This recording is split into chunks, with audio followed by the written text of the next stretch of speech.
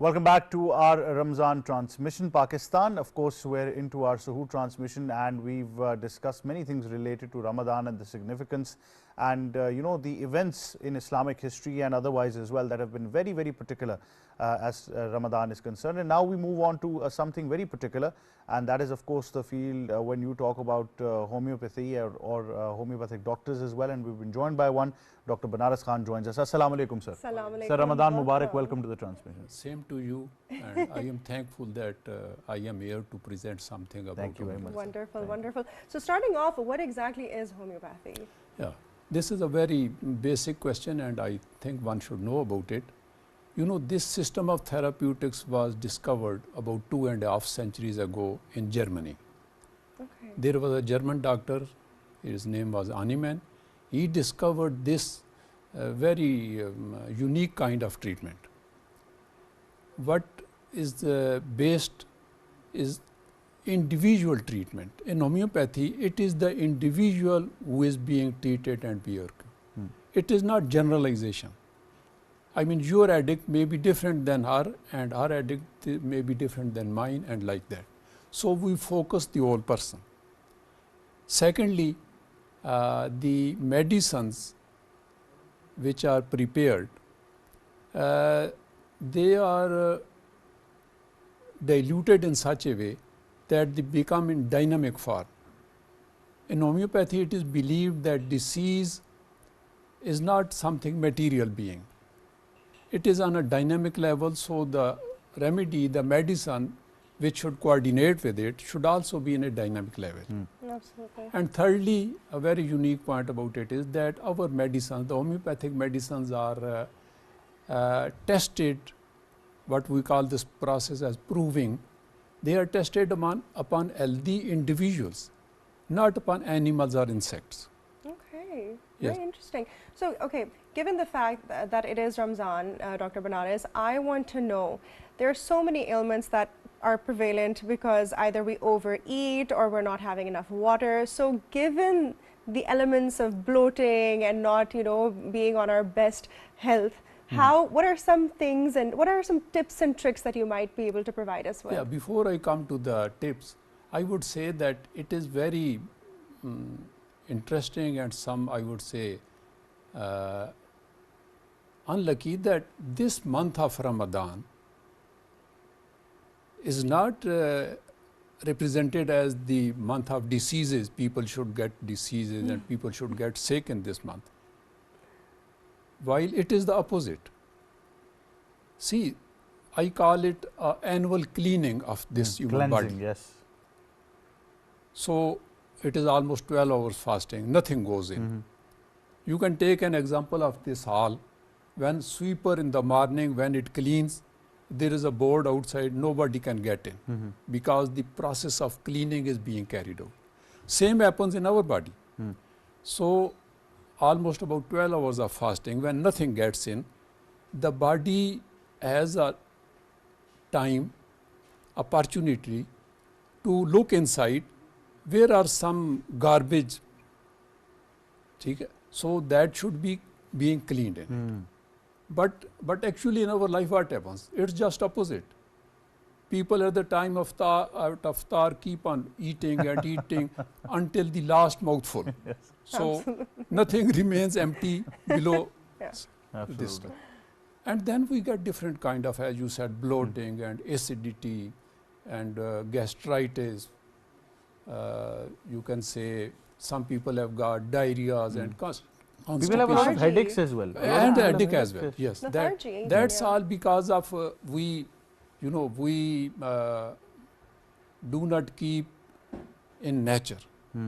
Nature does not ask us to eat and keep on eating in this. So what happens is that so we see so much rush in the clinics during Ramadan. Mostly our digestive system is being affected. And it is all because of these bad habits of eating. We violate the nature, and when we violate the nature, we call for the trouble. And now what you said, the second part of your question is that what are the tips? The main I would tell you just 3 words about the health. Just you should remember. One is positive thinking. Second is balanced diet. And third is healthy lifestyle. Nothing more than that. You may never see a doctor in your life. Dr. Benares, you make it sound so easy, but it's so difficult at the iftari table. All the samosa, all the chicken patties. Oh my God! Yeah, in the evening, you see this food street full of garbage. I would say, all the instant foods and cold drinks, and as you said, pakoda and samosa. So everything gets in. Iftari staples. Especially iftari. So one should be giving more opportunity to eat vegetables, fruits, simple water, and just a moderate amount of tea, and that's more than enough. This animal diet and this instant food, this causes most of the trouble. And Doctor, water is something that you need to hydrate yourselves. I don't know why people think that if they will not, have juice or what we call sharbat and everything, then they won't complete their iftar. On the other hand, you just need a simple water. That's it. You are right. This is very misunderstood. I shall quote Hakim Saeed. Allah yarhamu. He once said that if people are supplied with pure water only, half of the hospitals will shut down. Half of the doctors will become jobless. Just see how important it is to just drink a pure water. Absolutely. Excellent. Now, given the fact that, during Ramzan, as you mentioned, that there are iftaris that we attend outside the house, and sometimes it's not that hygienic, what are some homeopathic remedies that you might want to suggest to those who are fond of going out and having that sort of experience? Because I'm sure there is someone watching who is probably going to have an iftar outside today. Yeah, we have a lot of remedies, lot of medicine for such kind of ailments, especially the digestive troubles. In fact, I may name so many, but actually reality is that every person may need a different medicine. It depends upon the man itself. As we said, that essence of homeopathy is individualization, and I would say that essence of allopathy is generalization. So we take a person as a unique entity, and there are so many medicines like pulsatilla, naxamica, carbovegi, lycopodium, china, and like that. But all it depends upon every remedy has a special picture of it. Yeah, one size does not which fit fits all.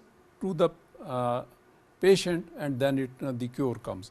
This is Very interesting. Yeah. Very interesting. That's very important. I think once you, and we often say that, in Pakistan, unfortunately, Dr. Saab, you would agree, the problem is that if you have taken a certain medicine and it has helped you, you will tell me, and without thinking, I will also take that medicine. So we have stacks and stacks of medicines in our house without reason. You are right. Self-medication is really harmful, I would say. So one should not, that's why we do not speak about the name of the medicines here, because if somebody is listening, he will go to the market, to a store and take it. This is a and I think the most consumed is a painkiller. So whenever something is wrong, you will take a painkiller. Simple as that, and without realizing what effects it can have on your body. That's right.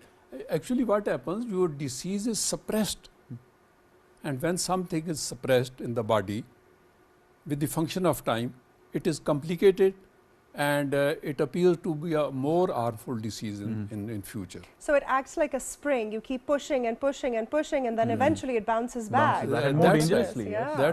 It's like a cat. There is a cat inside the room. You just keep it following, but there is no exit to it. When she does not find the exit, it may attack towards you. This is the same as medicine. Medicines are also homeopathy gives a safe outlet to the disease through our excretion system. may it be our skin, perspiration, our stool and urine outlets. So all the toxins are being removed from the body by the medicine and the natural way of the body. You know, body has the natural healing system. Let it work independently. Absolutely. Mind, body and Absolutely. And I think Dr. Saab's right. Don't let the cat go crazy. Let the cat out. But thank you very much, Dr. Banaras Saab, for joining us. Thank you so much. And I think it was a very informative session.